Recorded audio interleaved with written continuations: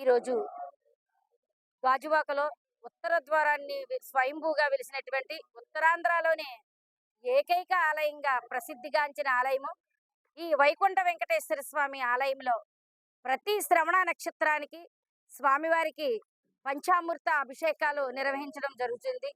మరి స్వామివారితో పాటు ఈరోజు విశేషం ఏంటంటే ఈ శ్రవణ నక్షత్రంలో మరి స్వామివారికి కాదు, లక్ష్మీ అమ్మవారికి, ఆండాళ్ళ తల్లికి కూడా పంచామృత అభిషేకాలు నిర్వహించడం జరిగింది. అలాగే ప్రతి నెలలోని కూడా స్వామివారికి ఈ శ్రవణ నక్షత్రం రోజున మహా అభిషేకం నిర్వహించడం జరుగుతుంది.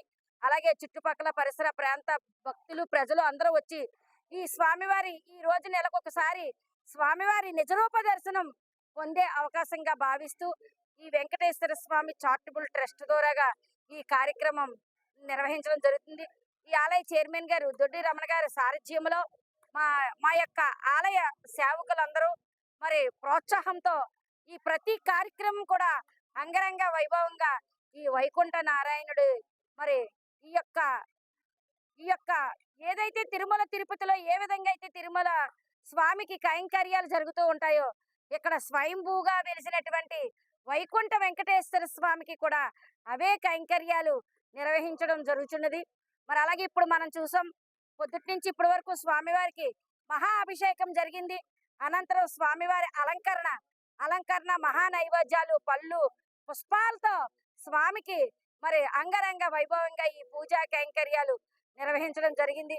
అలాగే ప్రతి శనివారం కూడా స్వామివారికి ఎంతో దూరం నుంచి స్వామి మీద ఎంతో నమ్మకంతో మరి స్వామిని నమ్ముకొని పిలిస్తే పలుకుతాడు, మరి వరాలు అడిగితే ఇస్తాడు, ఆపద మొక్కుల వాడిగా అనాది రక్షకుడుగా స్వామి. ఇక్కడ స్వామి తాలూకా మిరాకిల్ ఏంటంటే స్వామిని ఒక్క వారం వచ్చి బాధతో వచ్చి మన కోరిక అడిగితే చాలు స్వామి దగ్గరికి మళ్ళీ మళ్ళీ వెళ్ళి చూడాలి స్వామిని.